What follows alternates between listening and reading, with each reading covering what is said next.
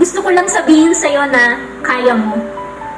Simulan mo nang isulat ang kantang noon mo pa ibinubulong sa hangin.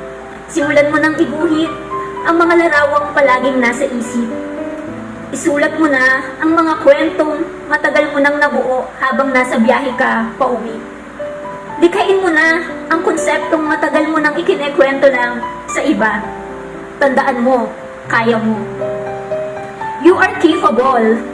Sa ngayon, maaaring may dahilan kung bakit hindi mo pa masimulan. Maaaring kulang sa oras, kulang sa panahon, o kulang sa atensyon.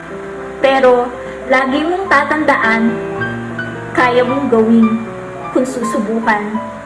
Wala namang madali sa una, kailangan lang ng sapat na lakas ng loob, pasensya, at pagpupursige.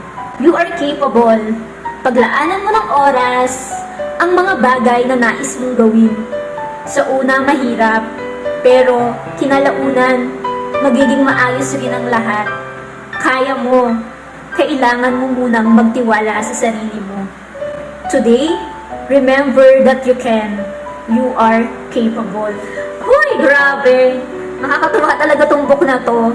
Very inspirational. Kung gusto niyo marin ho ng mga ganitong book na positive vibes lang, kung nawawalan ka na ng pag-asa, ng tiwala sa sarili mo, ang gandang basahin itong book na to, guys.